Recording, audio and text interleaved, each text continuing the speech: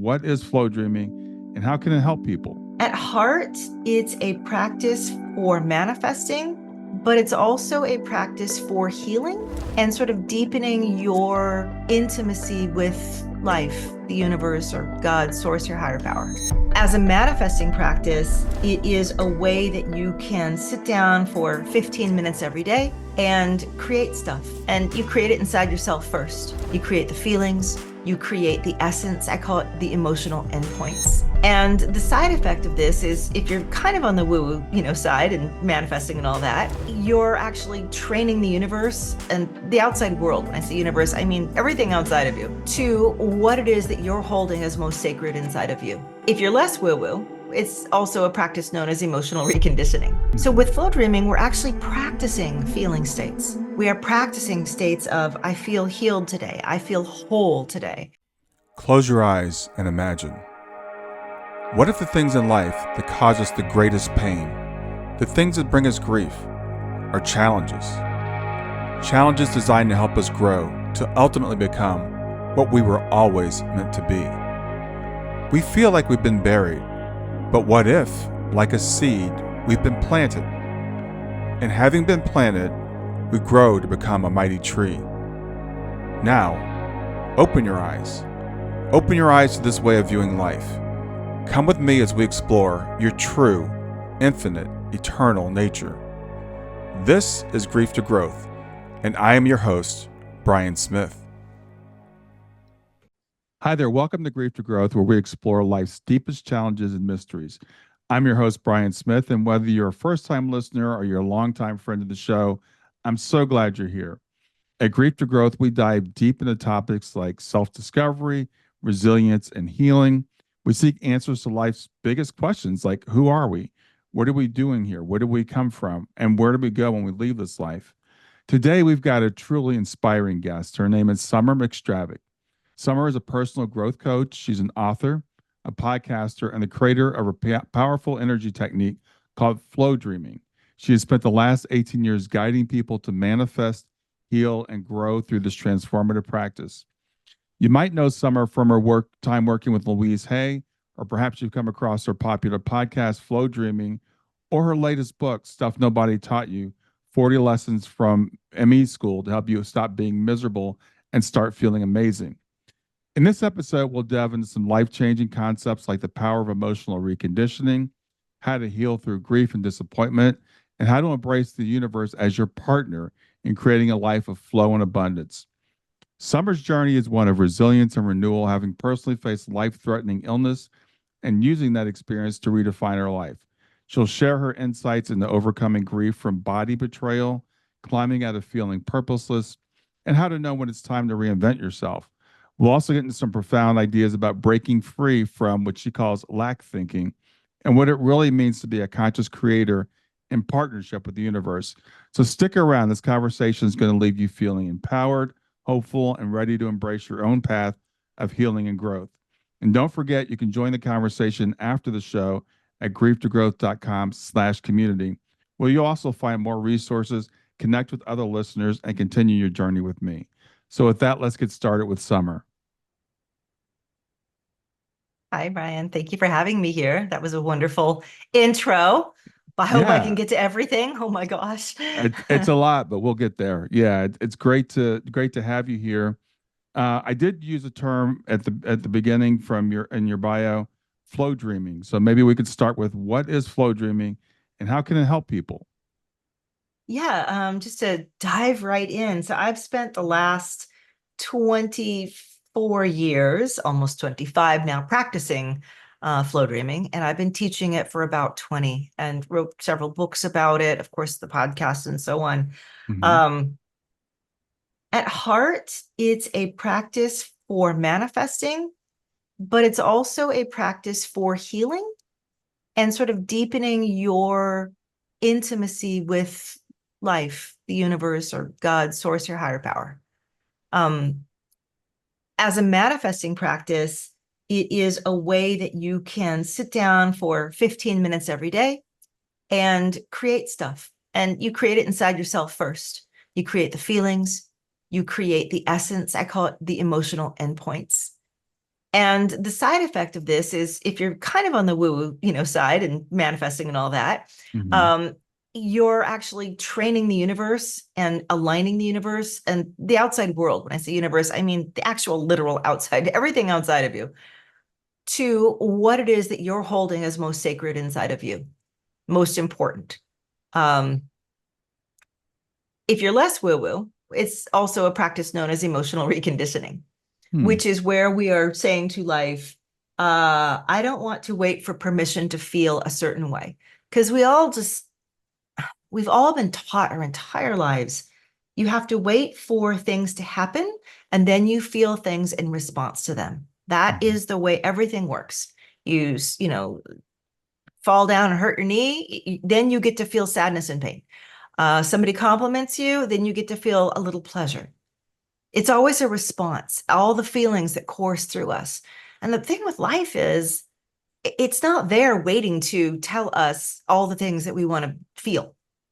So most of us just end up with this buffet of whatever is thrown our way. So Hmm. with flow dreaming, we're actually practicing feeling states. We are practicing states of, I feel healed today. I feel whole today. I feel reinvested or alive today. I feel whatever it is. We practice those states and we don't wait for the outside world to give us reasons to feel them. So in a way, we really turn the cart before the horse. It's a very old saying. Hmm. But as we practice these states, something interesting happens. There's so much talk about neuroplasticity and the effects of, say, meditation on your neural networks and how, like, you actually you deepen and resculpt them. In flow dreaming, we're doing the same thing. We are actually changing our neural networks. We are creating new pathways. But unlike with meditation, we're creating them around our emotional selves. Um, so we can take the feelings that we have had triggered in us or had to respond to life with over and over and over, and we can say, all right, I am now going to instead create a new set of pathways. This one is all about joy. I have nothing to feel joyful about in my life, admittedly. I mean, maybe, I don't know, as an example, Hmm. but I'm going to see if I can summon up that feeling. Because if I do, I'm doing multiple things. I'm expressing to the world and the universe, this is what I'm after, and this is who I am. So in my spiritual practice, I believe that everything we experience becomes a piece of us, a part of us. It's inscribed in us. For me, it's sort of the definition of our soul. Every single thing, good stuff and bad stuff, it's all in there, just jockeying for position. And I'm hoping that I create more good stuff and feelings in my life. So I'm on a roll to purposely up the good stuff, and the bad stuff will still continue to be there, the challenges and so forth. Hmm. But I am trying to grow the amount of good stuff. So when I'm actually feeling these good positive states purposefully, intentionally, without having permission from the outside world or reason or rationale, I'm actually increasing something inside of me. I'm subtly changing and shifting who I am.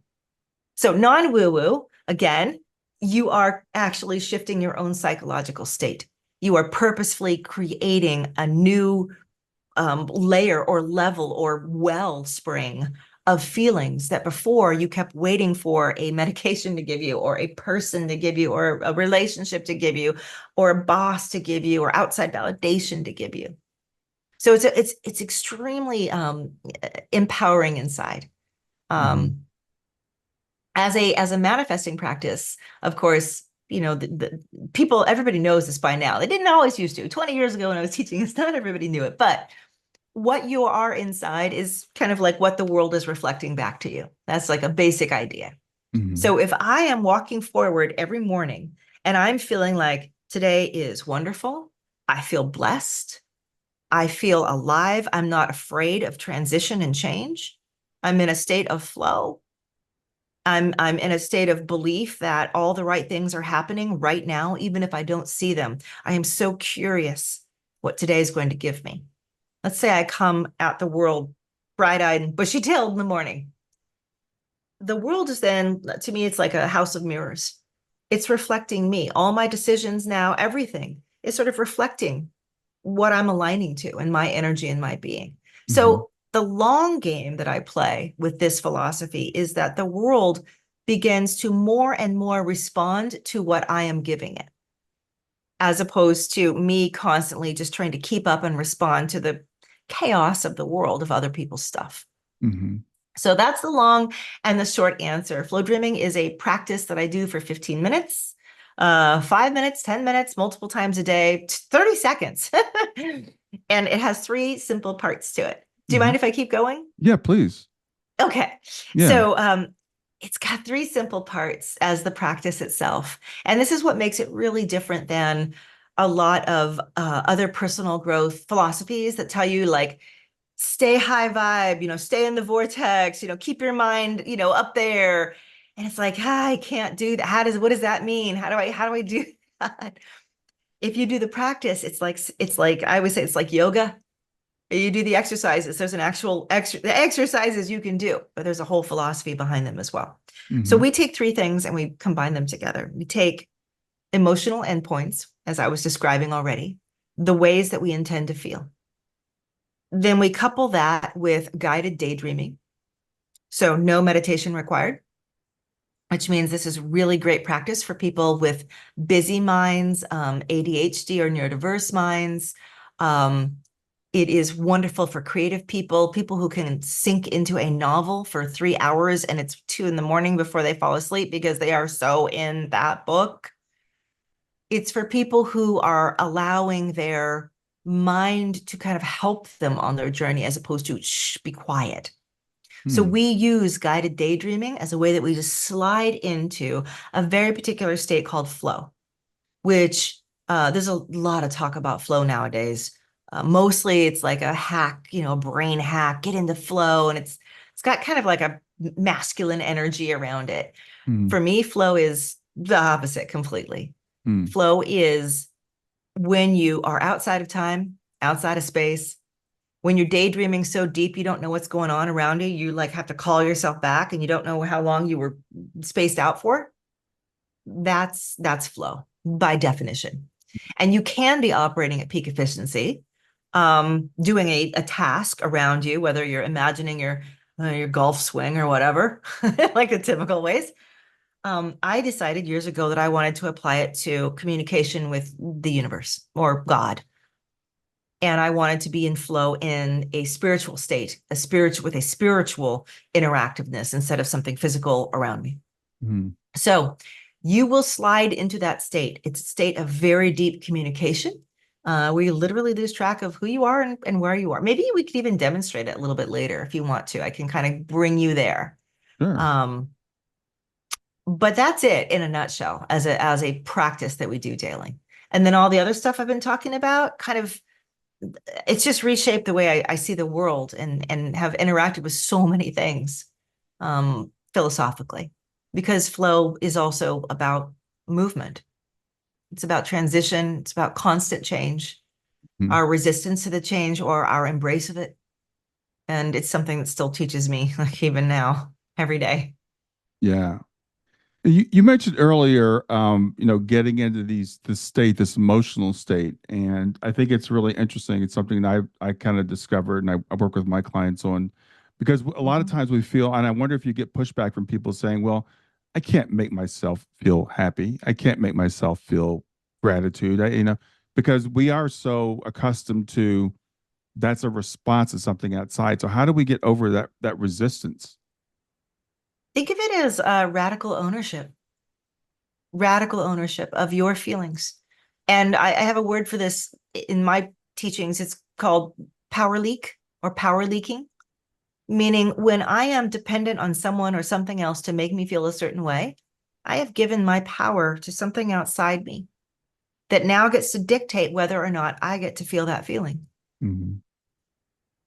And we do it unconsciously. We don't even realize we're doing it. But then we walk around without that feeling, and then we get mad at ourselves for not having it. We get mad at life for not giving us the opportunities or the support or whatever it may be to feel it. So the very first thing we do is we reel that back in. And if you may not be able to practice happiness like right off the bat, especially if you've been in what I call the dead zone. The dead zone it's kind of a metaphor, but out in the Pacific Ocean, there are areas where the oxygen and it's just a mess. It's a hot mess. No fish can live there. It's full of bacteria and plankton that have just sucked all the oxygen out. You go into the dead zone and there is nothing there. And sometimes I feel like in our lives, we enter pockets of these dead zones ourselves. Mm-hmm. Things happen, like grief, for instance. Mm-hmm. And then we don't like the emotions. So we're just like, I'm not going to have any emotions now. I don't like the ones I had, and I don't know any way out of them. So I'm just not going to have them. And I call it like emotional flatlining is another term that I kind of colloquially use for this. Mm-hmm. So when you say feel happy, you're like, I don't even know what that feels like. How? Like, why? Right. Right. I understand I can't you know, I don't have anything to feel happy about, but I don't even know how to conjure happiness inside me. So we step it back a notch. Well, what can you feel? What can you feel? Can you feel curious today? Instead of feeling dread, right? Dread is kind of like curious, but curious with a bunch of lack, icky feelings around it. Right. That's what dread is. But then there's curious without lack or dread, which is, I don't know. I feel open. I feel possibility. So we start with whatever feeling you can next get to. And maybe some listeners will recognize Abraham Hicks in this. Just kind of going back in the day when I spent a decade working with Louise Hay and Dr. Wayne Dyer, actually at Hay House. Mm.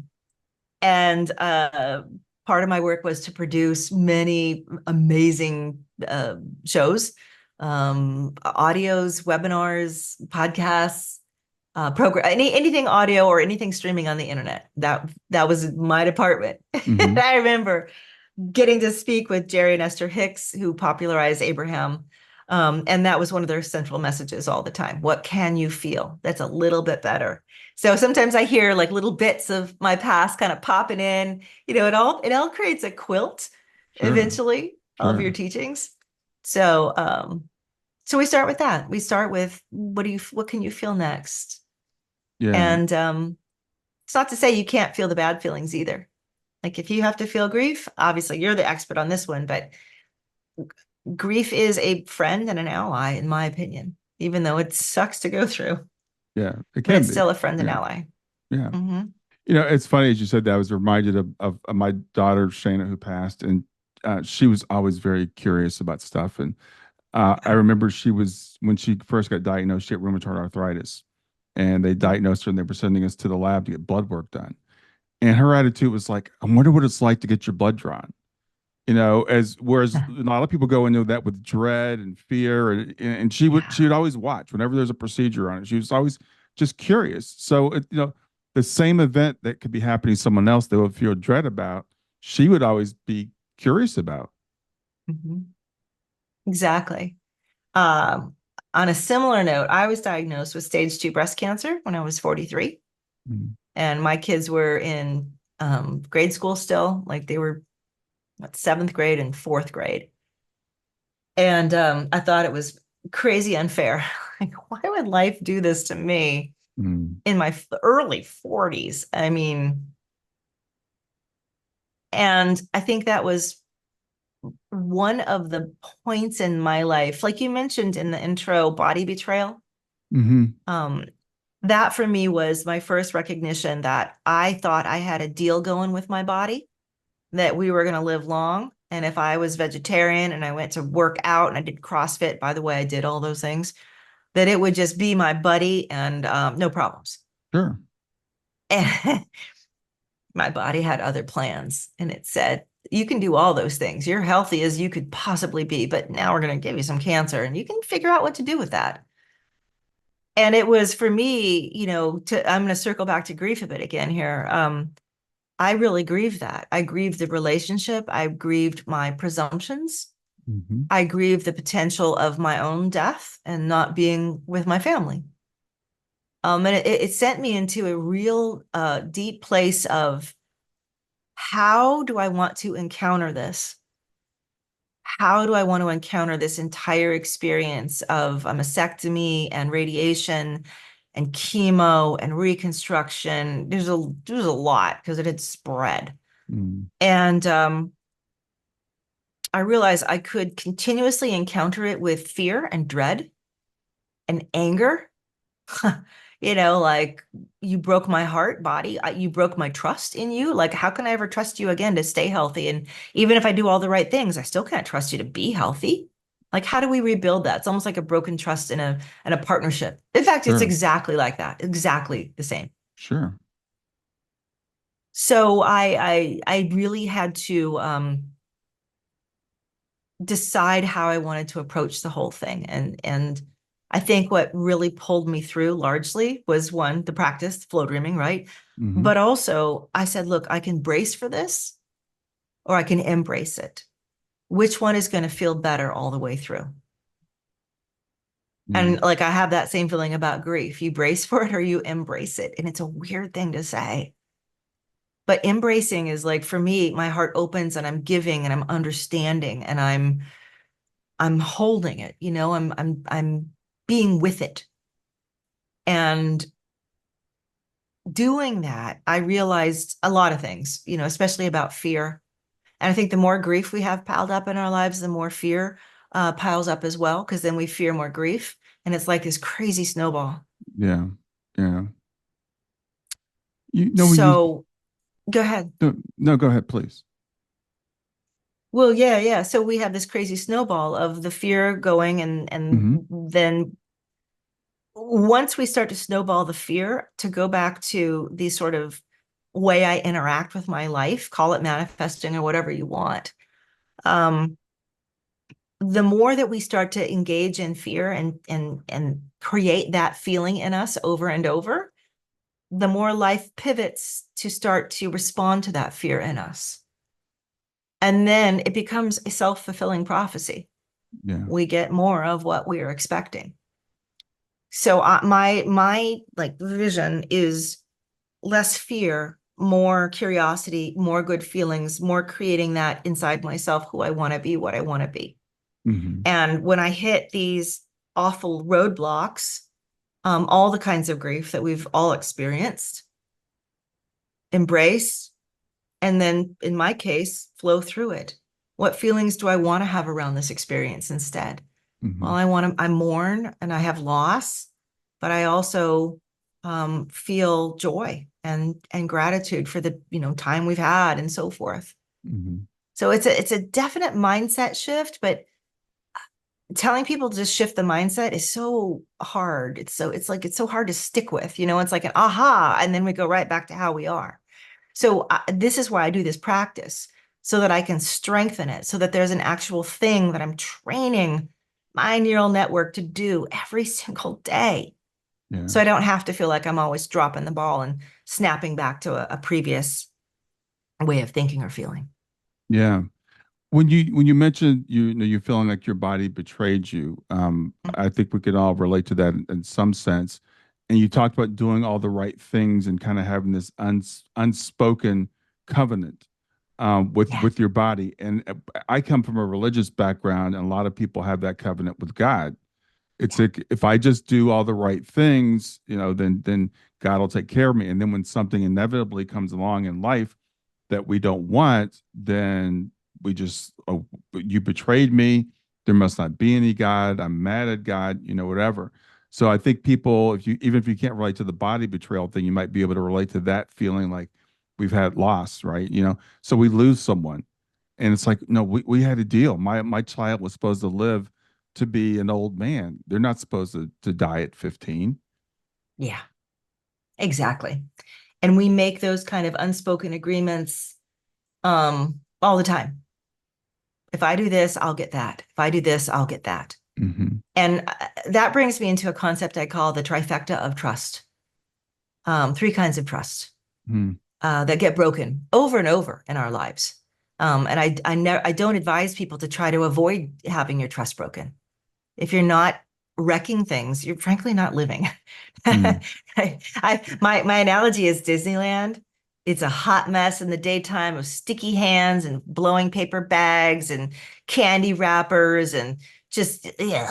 Mm-hmm. But it means it was a great day at the park.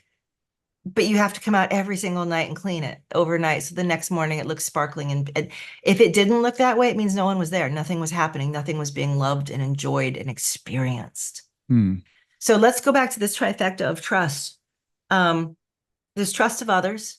I trust you, you trust me. I trust that people will like me, or I don't trust people don't like me. I've always been an outcast, and I will therefore become very self-sufficient and not expect anything from you and not ask for anything of you. We've got trust in relationships that can be broken in many ways. There's trust of self. I don't trust myself to make a good decision. I've blown it before. I tried before and failed at it. I've got to play small. I've got to not try to do that again. I don't trust myself. And then there is trust of what I call the universe or God or your higher power. And that's where a lot of the unspoken agreements, or sorry, trust of self also includes trust of body, right? My body could betray me unexpectedly. And where did that come from? Trust of the universe, though, trust of God is, we don't even recognize the agreements that we've made until they're broken.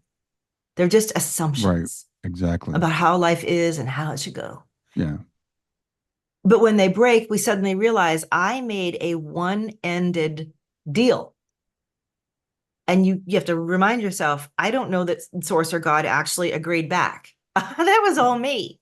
Yeah. Because I was trying to control things. I was trying to control this relationship through these assumptions and expectations. But I don't have that control in this relationship because I'm in a partnership. Yeah. And my partner may have different ideas, may have different needs, may have different ways of doing things. So I have to check myself and recognize that my trust of the universe or God has to be a dance. They're my dance partner. I can't be always leading. We're going to take turns in this case. Yeah. I think what you said there was so profound, and I want to make sure we emphasize that point, because I don't think people realize. I know people, we don't realize we have these agreements. They're not only unspoken, they're subconscious, and we don't know that we have the agreement until it breaks, and then we go, "Wow, this wasn't supposed to happen because of this deal that we had." That, and I love the way you put that our partner never agreed to. Yeah, 100%.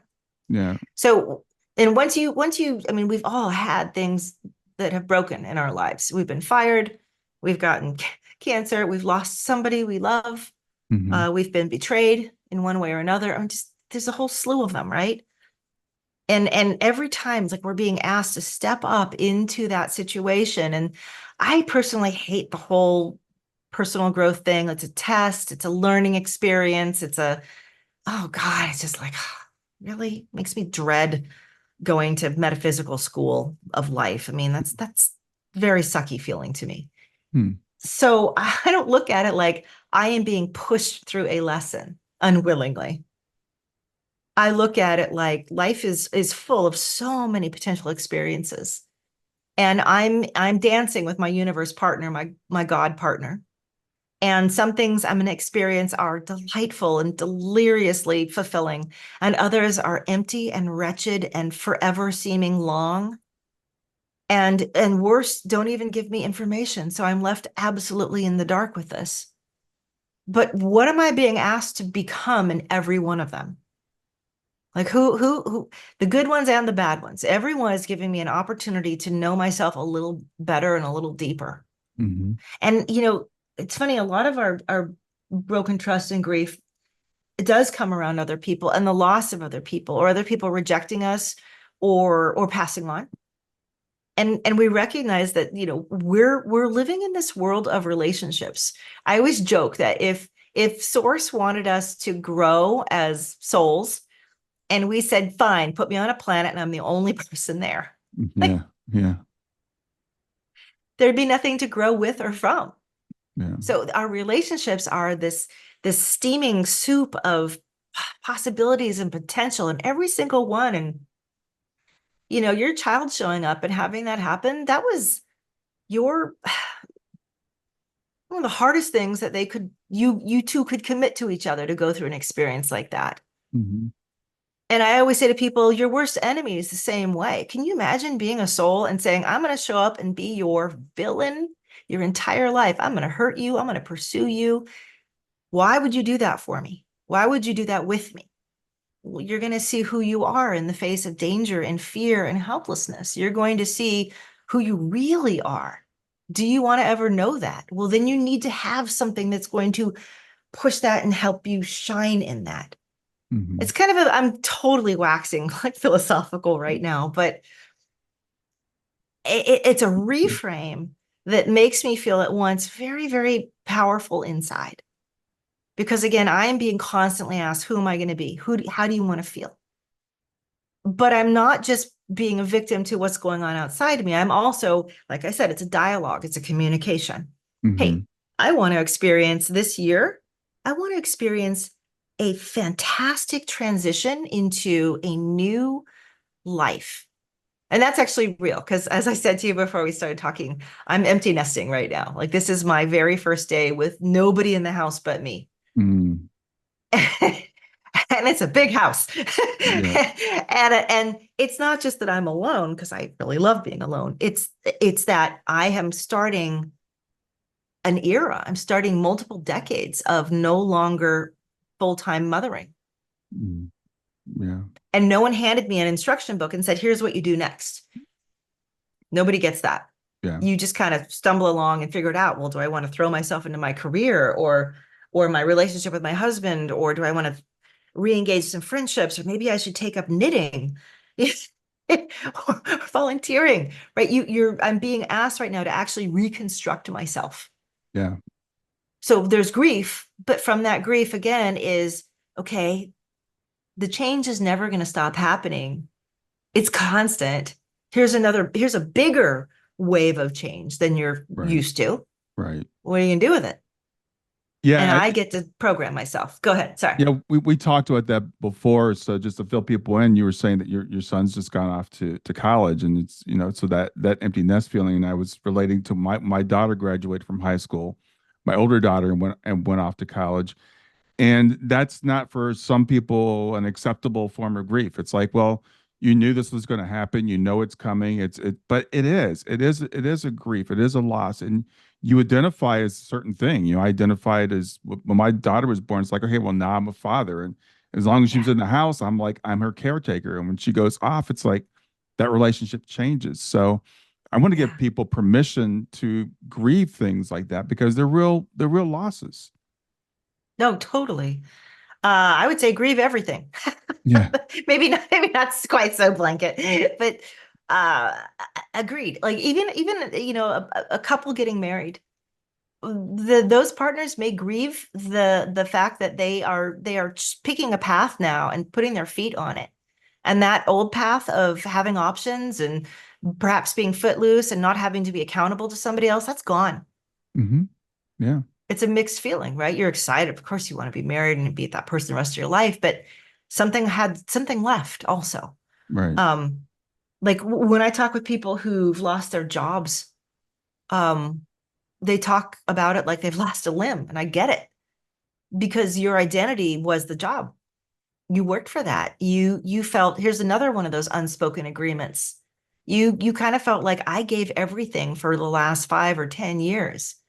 I thought we had an agreement that I was valuable, that I was necessary, that we would stay together. And then one day HR sat me down and says, you're out and you need to be out by the next hour, clean out your desk. Hmm. Hmm. And it's like a relationship that just breaks right in half. And then you realize I gave so much of my work and my life and my hours of my life. And so I assumed I would have some value. But then I just realized I don't. Yeah. I'm replaceable. It, I'm you know, exchangeable. that just happened to a friend of mine. It's really interesting because he's 60, he was 60, 63, 64 at the time, and he'd been working with Mhm. this company for like 20 or 30 years. They offered him a package that he couldn't refuse. It was like they didn't fire him. They didn't call him and say, you're gone. They just said, Yeah. here's a great package.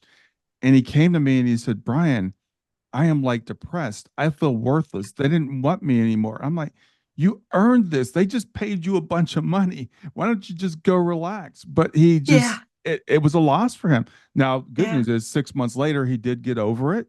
But that initial thing was like, he felt worthless. Yeah. Yeah. That's grief. Yeah. That's grief. So we barrel through grief all the time. So, okay, another thing I do in my work is I teach people about emotional states, all of the emotional states, and what they're useful for. And I liken them to crayons in a box. You have bright, sunny, happy crayons. Everybody loves to color the sun yellow.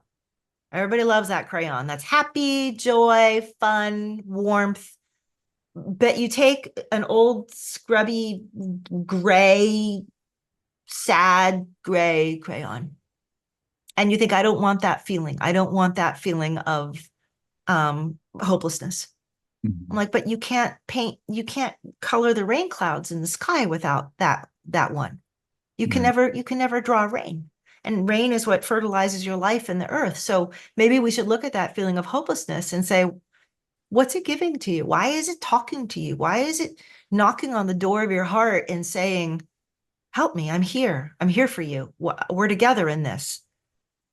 It's asking you to do something. It's asking you, your purpose has felt broken. Maybe we can find another one. Can we do that? Yeah. I mean, some colors aren't meant to stay, but they're there. They're fire alarms telling you, do you want to keep me or do you want to put me back in the box and pick up some different colors? And a lot of us, though, we get stuck. We get stuck in these colors. Right. I got to say, this might not mean anything to anybody else, but Frankie Beverly just passed away like last week, and he was the lead singer of a group called Maze, and there's a great song called "Joy and Pain," and the big line is "Joy and pain are like sunshine and rain, and you can't have one without the other."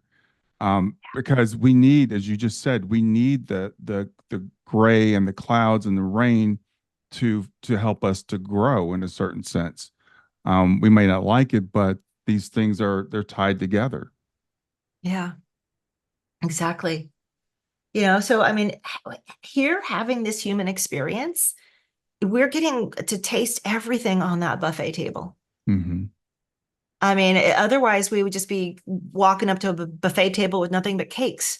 And, Right. that'd be amazing for a little while, but you would never get to taste a sardine or, a can of Spam or peppermints or having this variety is again showing us all the little pieces and parts of ourself. And again, grief and pain, I think, are included in that. You, And, go ahead. I want to go back to because when I asked you about the flow dreaming, I assumed that like this has come out of your cancer situation, but it didn't. It sounds like that this predates that. So a couple Yes. of questions. One is when you went through when you were diagnosed, did you feel a sense of like, okay, well, the flow dreaming didn't work? Because and that reason I ask you is a lot of people have this idea of manifestation. It's like I am going to create the perfect life. Yeah. Nothing bad will ever happen to me because I am the creator of my existence. Yeah. Um, yeah. Remember, life is about relationships above anything else. It's about you discovering who you are and your purpose and your skills and so forth. But we're Hmm. doing it like pinballs in a machine with all the levers. We're bouncing off other people constantly. Or we're just hermits living in the mountains and we'll learn some certain things about ourselves, but not as much. So, having all these relationships means that we're going to, by definition, experience pain from them because people are going to leave and they're going to pass on. They are going to disappoint us. They're going to do all kinds of things.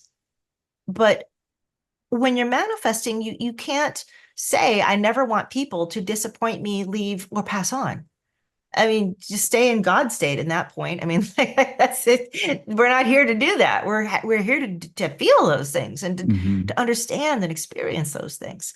So my kind of manifesting is the exact opposite of gimmicky. It is like I said before, I play the long game. And I know that there's only one thing I have true authority over, true power over. One thing. That's it. That's me. Hmm. That's how I feel.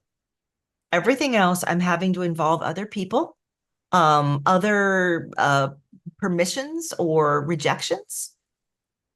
But my feelings, nobody can make me or control me or force me. They're mine, all mine. So if I recognize that is the source of my greatest power and strength, then I get to start saying, here are the feelings that I'm choosing to have. Mm-hmm. And as I choose those feelings, I become literally more of those feelings. Like this conversation we've been having, trippy as it sounds, it is now baked into you, into your soul and your being for, I'm assuming, eternity. Mm-hmm. And vice versa. So, Brian, you're part of me. Welcome to Summer's world. Yeah. I will have you for eternity now. But it's true because Mm-hmm. we just, our energies, our souls, if you will, our quantum bits and data Mm-hmm. have just come together Yeah. and exchanged. Yeah. So as I'm creating who I am, I'm knowing that the more that I'm creating a person who's curious and joyful and feels very hopeful and curious, again, curious about what happens. This is the me I'm making. Mm-hmm. As I feel it, I am becoming it. If I practice these feelings all the time, I become more and more and more of them. Now, life tends to want to stay in equilibrium. It's kind of a natural law. So if I'm becoming more this, life is swinging around saying we have to stay in equilibrium with her. We can't be totally different. What is she sending out that we can reflect back perfectly? Mm-hmm. And that's where around me, my life starts to give me more of the beautiful and blessed things that I'm feeling inside myself. I'm safe. I have loving, close, intimate, open relationships, people I care about. I have good friendships, found family. I take care of my body to the best degree that I'm able to. I am taking care of my mind and my creative self, right? So I'm saying all this to the world, and the world then kind of has to shuffle around and figure out how to not mismatch that. Mm-hmm. And that's where I get this overflow around me. I never, I won't say that. I rarely try to manifest certain objective materialistic things, Mm-hmm. which is what most people do.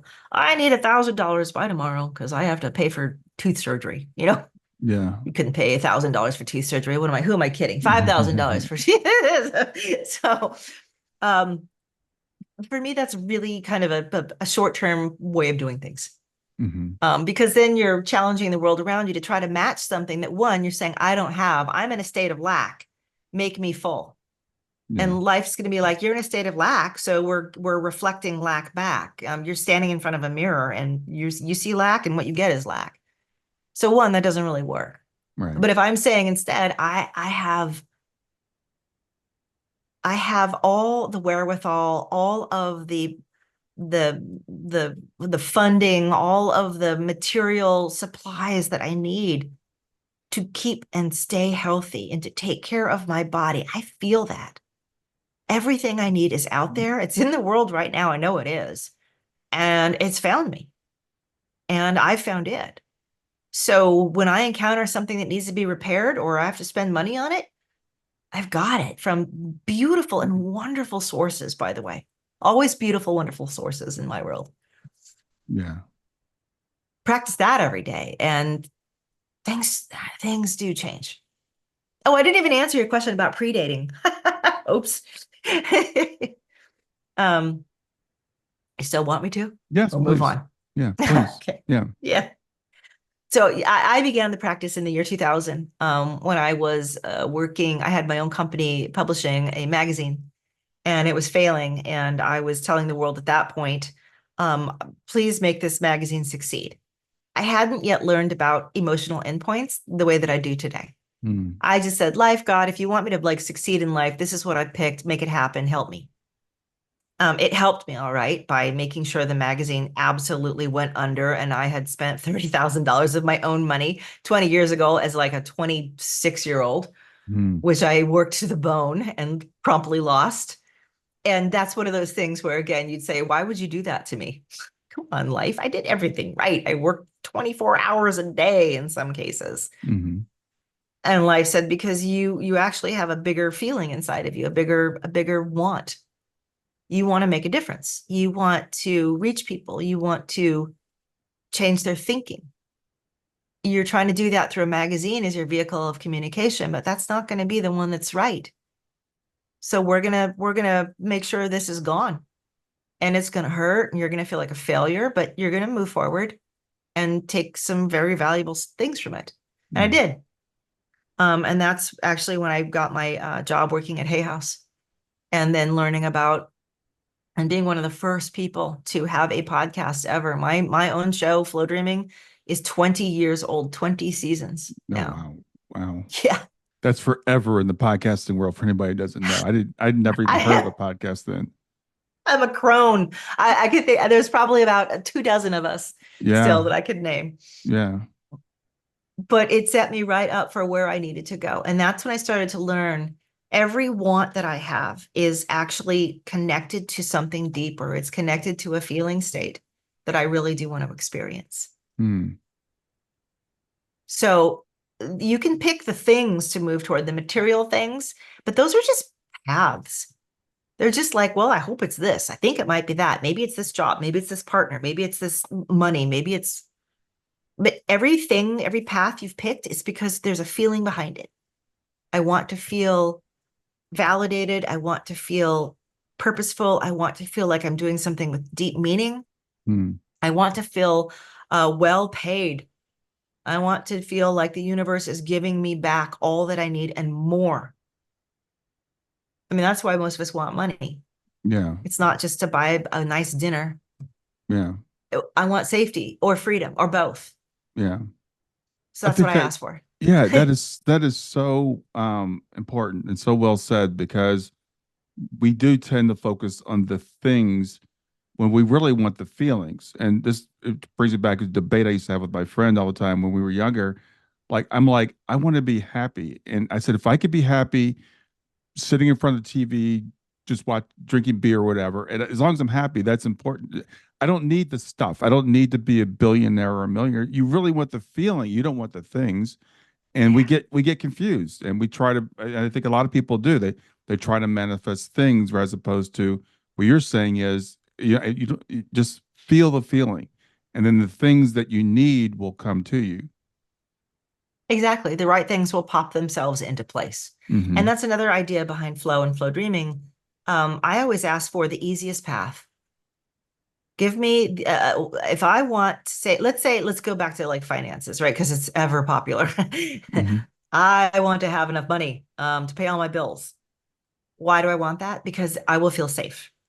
Why do you want to feel safe? So that I don't live in fear and experience potential pain and loss. Okay, so your deepest feeling is you don't want to experience loss. You want to experience safety. Yes, great.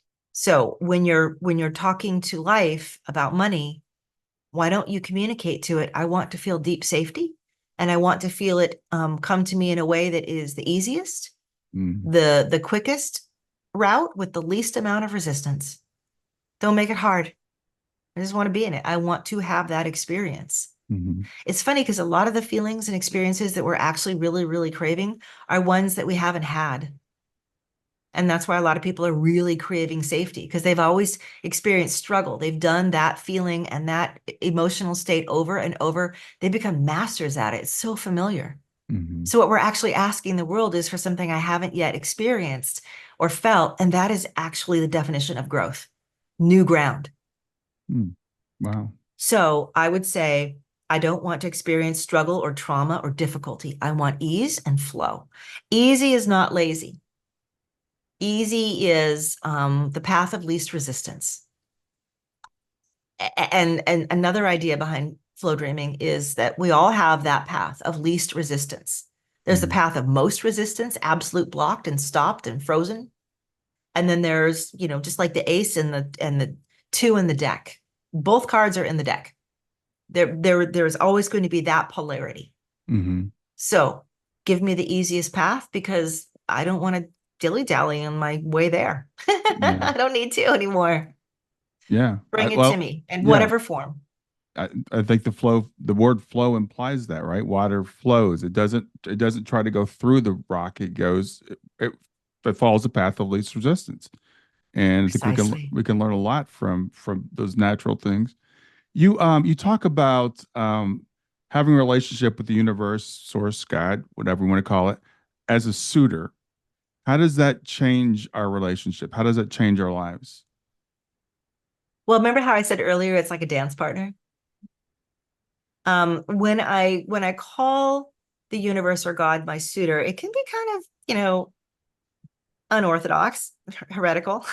Most people are God the Father, I am the child. I do as you say. If I'm good, I get a reward. If I'm bad, I get a punishment.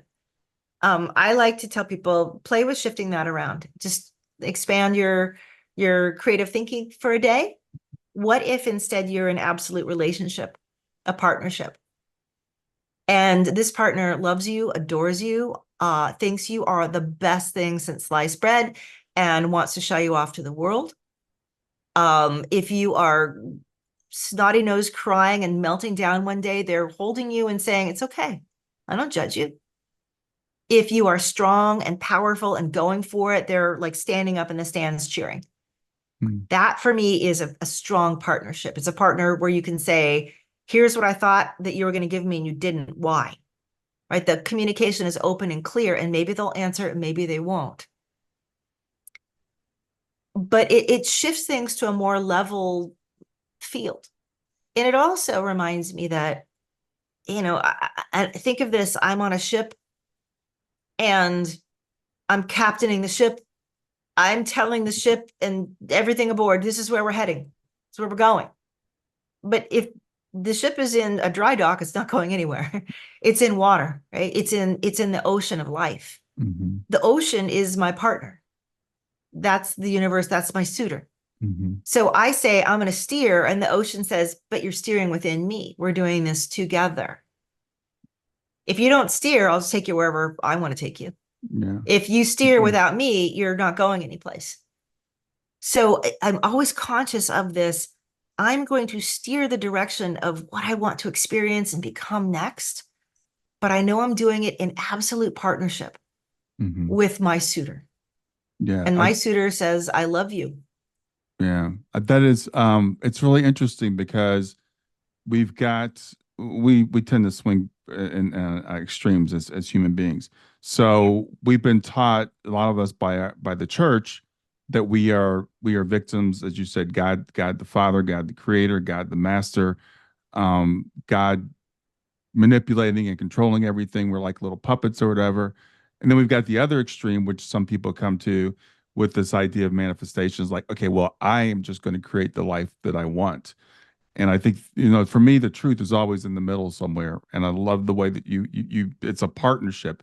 It's a relationship with source or whatever, and guides and other human beings. Yeah. It's interesting. My friend Calvin Chin always talks about, when people say, I'm going to manifest this. So it's like, there are a lot of minds out there. You're not the only mind in the world. He used the word mind instead of soul. You're not the only Yeah. mind in the world. So you can manifest all you want, but somebody else could come along and screw it up. Exactly. But you see, when I'm casting out a desire through an emotional state, it almost doesn't matter to me how it comes about. Mhm. And it doesn't. If I get that feeling I want, but it didn't come from XYZ, it came from ABC, I don't care. Right, And this is where people get hung up. Like, I'm going to manifest a lottery winning. I'm like, great. Why don't you just manifest that you're super free and your needs are met? right, Because it could come from any great source at that point. right. We have no idea. You just opened up the options from one to millions. And that's another thing. You know that old saying about the blindfolded person who puts their hand on the elephant and all they can feel is like one tiny patch of rough skin. But Hmm. really, there's a huge elephant. I just mangled that, but there's an old saying, something like that. Yeah. When we're choosing things in life, we're like the blinded ones with our hand on the elephant, just feeling like this rough patch. Hmm. In my world, there is a force that weaves all of our flows together. Like there, you and I are interacting right now. We came and like if we were two braids of energy, we just braided together, had a communication, and then we'll split apart and go Mhm. our separate ways. Tonight, tomorrow, all kinds of things are going to happen to us. And they have something has braided all of these comminglings or prevented certain ones from happening. And the opposite of this, to bring it even more home, is we're floating in utter chaos right now. The world around me is moving. There is no walls. My limbs are falling off. Nothing is coming together in any sort of agreement or knitting together. Mhm. So I recognize it doesn't really feel like that. It feels like things are being knit together. So I want to go into that force, that knitting together. And some people might be like, that's God. Could be your universe, could be the quantum data, could whatever. Mhm. That is what is arranging the playing board for my piece. Right. And I'm saying here's who I want to experience or what I want to experience, but you figure out the playing board because that is way beyond my pay grade. Yeah. And that's what the ocean does or God does or the universe does in the realm of manifesting. And you're right, sometimes it'll have its own ideas. Yeah. And Well, sometimes I think we make quiet agreements that we're not even aware that we do and I think we with can it. all think of examples of something that we really, really thought we wanted and we got it and it turned out not to be the best thing, or something that we really, really didn't want and it happened to us and it turned out to be the best thing. And it takes, Yes. I think it takes a certain amount of humility to understand we don't always know what's best. We know the feeling we want, but we don't know the path to take to get there. Precisely. So yeah, when I'm working with my clients, I'm like, let the path reveal itself. Let your dance partner come in. Otherwise, I always say it's like imagine if you took your partner, you told your partner you want a date. Here's the restaurant. Here's what you're ordering. Here's what you're wearing. Here's the car you're driving. Here's what time we're going there, and here's what time we're leaving. Mhm. And everything. Your partner would be like bored. Yeah. Right. Right. They would never date you again because you would have taken all of the control out of their hands because you're trying to, again, force or control your life. And that's not exactly, what the play is. I decided I want to go out to eat. You pick a great place. I want to have feelings of yumminess and excitement and connection. You figure out how that's going to happen. Mhm. That's the role that I like to get into because the way that we try to avoid misery is by controlling more in our lives often. And when we do that, we watch things just, I call it squeezing too hard, like things just slip out of our hands, or like you said, you start to get the stuff you want and then it doesn't solve it. It's a moving horizon. Mhm. Like we always want more of something and we get it and then we want more of something else. When I was 20, I wanted more salary. Guess what? I've gotten better. I've gotten more money every year. Well, most years. There were a few Mhm. bad ones in there. Mhm. It's still a moving horizon. Like when Right. when is enough enough? Right. Right. Yeah. And that's another great point. We talked earlier and you mentioned we could do a little flow dreaming type of exercise. So can we do that? Yes. Do we have a like 10 minutes or seven, Sure. Yeah. 5? Yeah. When I go out there, I'm not exactly sure how long will be. Okay. I'll do my best to make it as short and sweet. Okay. So the foundation of the practice is this. It's not meditation. It's not self-hypnosis. It's not affirmations. It's not creative visualization. Um, it's founded on daydreaming. Hmm. So that same feeling like when you are just waking up in the morning and you're kind of still asleep and you could kind of sink underneath, but then Hmm. you're like, no, the alarm's going and you kind of emerge, or it's like coming up from water sometimes. Daydreaming is very similar. You're doing it in your head. I'm imagining things. I'm imagining things. And then suddenly you're off someplace else. And you just went through that liminal little space right there. So that's the goal and the aim. Um, I will be a tour guide. I'll show you things that I think will be conducive. I'll give you imagery to play with that I think will be conducive to getting you there. Now, once you're there, probably the one we'll do will just be sort of general. But you can do it around very specific things, like I'm here to heal my heart. I'm here. In fact, I did that with my client earlier today. We had a funeral for some old stuff. Like, we're going to let this, we are absolutely releasing this energy. So you can do all kinds of interesting things once you start to really get in. Okay. Sounds good. Yeah. Hi. Closer. And I tend to list to the left when I do it. I don't know why.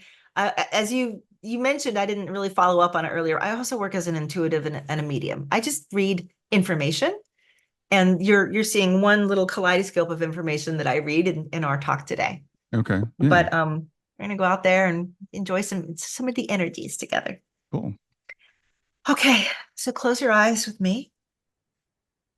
Take a deep breath and just at your own pace. You could yawn. Sigh. I want your body to release with just some big breaths. Your body has probably been bracing. It's probably been holding you up, the world on your shoulders. So go ahead and loosen your hips. Roll your hips and your ribs, just releasing the lower back. Now let that soft, flowing feeling like melting butter in a shaft of sunlight. Let your shoulders drop, all soft and melty. Go ahead and roll your neck a little bit. Open and close your jaw. And relax your brow. Just going to drift for a little bit. Just going to daydream together. I'm going to daydream that we are, in fact, on this beautiful ship. See the ship? Maybe yours is an old pirate ship gleaming with ancient glowing woods. Or maybe it's a sleek yacht, beautiful, gleaming in the sunlight. But you stand at the wheel, and it is an old-fashioned captain's wheel, and you grab that wheel. And you're staring out in front of you. There's an ocean of light floating on an ocean of light. It's frothy and buoyant. It sparkles. It's iridescent. It's all the colors pearlescent. It's just beautiful. You can see little motes of light drifting up in the air, and yet it feels deep, found. As deep as the ocean, as deep as the galaxy, as deep as the universe itself, and yet your little ship just clips right on through. And this ocean around you is holding you. It's holding you like a nest, and you're a little egg. Even as you say, we're going here, we're going here, we're going here. And you point out, and there it is. There's a beautiful beach ahead, an island. This beach stretches as far as you can see. It's a big island. You can't see where it ends in either direction. But you bring your little boat there and you wade onto the shoreline. The sands glitter. They're like crushed gems, soft, warm under the sunlight. A sky that's somehow both lit by the sun and yet dappled by stars. Beautiful stars, like you could reach up and pluck one with your hand and hold it like a diamond. There's your boat. There's the soft flowing energy of the ocean of light. And there's the beautiful sand around you, and you are walking now right in the divide between the two. That lip of shoreline where the two meet. You stare out ahead of you and you just feel like that's the right direction. That's my direction. That's the only direction. If I turned around, I'd be going backwards in my life where I've already been. You might even look over your shoulder. You see that? That was 5 minutes ago. That was yesterday. That was 2 years ago. It's all back there. It's all on your beach. It's all inside of you. It all is you. But the next moment, it's just becoming, it's about to, there it is. You stepped right into that next moment. Here it is. What's around you? What's around you in this brand new, beautiful, gorgeous moment in your life? And you say, well, I don't know. There's things I want to have around me. Good, put them there. Feel them now so that when you walk into your next moment, it already knows what you're after. Go ahead, put them now, put them there. What are they? In fact, you know what? Just pick one up off the beach. Look, there's a beautiful present, a little bit of buried treasure. Reach down and pick that up. Maybe it's a big gift box. Maybe it's a genie's lamp. Maybe it's a big pile of golden coins. Maybe it's something fresh and green, the elixir of life to heal you. Pick it up. Hold it. That's yours. What does it feel like when you have that? Your need is met. You've received it. It's yours now. Claim it, take it, hold it close to you, something you have wanted, something that's a game changer, whatever it is. Would you feel that? Hold it. Allow it to become you, you to become it. It was just there. It was right there. It showed up out of nowhere in your life, in your flow. It came to you. It was brought in by the ocean, consciousness, and God and source, right there into your sands of physical life and activity. Take it. And you do. And you walk with it. And you experience those feelings of satisfaction, and your desire is filled. And you say, this just makes me want to have more desires. And life is laughing and saying, go ahead, have more. That's what you're here for. One desire after another, as long as you can see, go run toward them, have them, drink them into your being and your soul. And as you look down that beach, you realize, I'm not walking into a blank beach. I'm walking into a future filled, crammed, full with all the good things that I could possibly put into it. And certainly many other things that other people are bringing in, both pleasurable or not. But I love those people, and I'll allow them to bring them in because I care enough to let them bring in those less pleasurable things. And you're still walking, you're gliding. You're practically flying along this beach, moving second by second and realizing all the things that I desire. I'm just going to feel into them. I'm going to become them. I'm going to let life bring them to me, allow them to be put together inside myself and my life. Then I'm going to show up to them and say, I'm here. I've arrived. Let's do this together. Let's dance. And I'll gulp down that experience. And I'll get better and better at it. Even if the first few aren't quite perfect or right, I'm learning, and I want to learn this. I really want to learn this. I want to learn how to be different in this life and be in such a way that I'm filled with everyday joy, everyday contentment.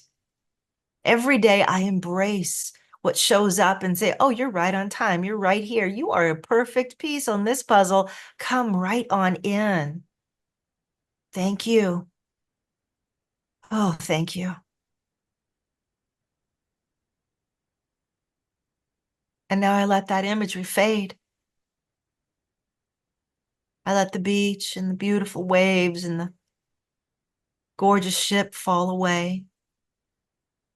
And I remind myself that I'm sitting right here, standing right here in a human body, surrounded by time and space in this very moment. And I come back to present. And I return from flow. Wow, that's cool. Thank you. It's awesome. Welcome. Yeah. Yeah. I love that. I think that will be very helpful for people to have that imagery and the feelings that come along with it. So yeah, thanks very much for doing that. You're welcome. Yeah. So if you lost track of where you were for even just 30 seconds, you hit flow space. Mm-hmm. And for very mental people, it may take a little bit more because they're used to spinning around in their minds, and their minds are a little less, easy feeling about letting go. Sure. But the more you practice, the more that will happen. And by Yeah. the way, I've recorded like 340 different flow dreams Oh wow. for people Okay. on all kinds of things. Okay. So if you're interested, if anybody loved that and you want to learn more, I've got them for you. Yeah. Tons. Well, let's talk about that. How can people find out more about where these are, get access to what you offer, and all that stuff? Yeah. Well, just like today, I've always taught the technique for free. It's just like I feel like it's a God-given gift we all should know how to do. So what I've done is just expanded on materials to help you really understand what it is and practice getting in it, and then hone in on different areas of your life that you want to shift or change. Hmm. So my website is the best place to go. It's called flowdreaming.com. And flow is with an F, by the way, like Frank, not S, Yeah. sometimes flow, Flow. Hmm. If you go there, I have two flow dreams that I give away for free: instant alignment and financial abundance, to get people started with the practice. Then I further have a YouTube channel, Flow Dreaming. Everything is Flow Dreaming in Flowland. Sure. And it's a free multi-part tutorial that you can watch, and I will teach you more deeply about what the practice is. Then to get started, I have, like I said, if you go back to, if you're in Flow Dreaming, I have a whole area with courses. I have a mastermind where I meet monthly with my flow people, Hmm. and we work together. We go into flow together live. But I also have 36 courses, 38 courses, talking about everything from developing new, robust and gorgeous friendships at any time in your life, to accessing your God mind, as I call it, which is really being able to go and discover what your highest self wants. I have Hmm. all kinds of courses. Yeah. And then I have the individual playlists around specific things. So think of them like guided meditations. Like you listen to it, you could meditate on your own, you could flow dream on your own. Hmm. But when you have somebody telling you what to do, it takes some of the heavy lifting off, Right. because they're telling you what to see and feel. So you can just double down on the feeling and the seeing of it. Right. So find a new house, gain inner confidence, create strong, healthy boundaries, resolve family drama, um, um, uh, uh, dispel negativity and negative people from your life. I mean, the list is practically endless, because over 20 years, I've had a lot of clients and they've all asked for flow dreams on topics. And I'll be like, I'll make one for you. So I've Yeah. ended up with this huge library to make things inside yourself and outside yourself. Do it all. And the That's awesome. podcast, Flow Dreaming. Oh, Right. oh, and I'm sorry, I have an app too. So if you have a phone, you can download the app, and you'll also get your Flow Dreams in there. Oh, wow. Okay. Okay. And I know you've got a few books, so remind people of the books also. Oh, thanks, Brian. If you're watching this on video, you can see some of them behind me. Flow Hmm. Dreaming is the original one. It is a short read. It's actually got a bit of science in there, because one of the first things I did was to interview a lot of physicists and ask them about what is it. We talk about energy and it's so woo-woo. Can you give me any basis for this? And boy, did they. Yeah. So it's a nice read that sort of bridges spirituality with science. Oh, and it's an audiobook as well. Um, oh wait, is it an audiobook? No, it's not an audiobook. It's an ebook. It's an Okay. ebook as well. Okay. Um, then I've got Creative Flow Dreaming, which is a follow-up, more philosophical. And then the latest one is Stuff Nobody Taught You. Hmm. And that is based on flow dreaming, but it's also based on 20 years of working with thousands of people, about the pieces inside of ourself that get broken over time and how to repair them, like that dead zone I was talking about, or Right. grief. Right. It's all in there. Here are the techniques. So flow dreaming is one of the techniques, but there's this huge amount. Like there's 40 chapters, and every single one has an exercise. And I even have a link there to like 100 PDF worksheets if a person really wants to go deep into it. It's modeled after a program that I taught for 10 years, actually, to my students, Hmm. that I eventually put into that book. And that is the audiobook, which I narrate. Awesome. Awesome. That And be sounds. careful, it's full of F-bombs. So just another aside. So if you're sensitive to language, maybe not. But Yeah. it's because it's punchy, it has to be. Yeah. Yeah. Well, thanks. This has been so much fun. It's been a pleasure getting to know you, to meet you, to learn about this. I'm really excited about sharing this with the listeners. So thanks so much for being here today. Thank you so much, Brian. It was such a pleasure. You're a wonderful host. All right. Have a great afternoon.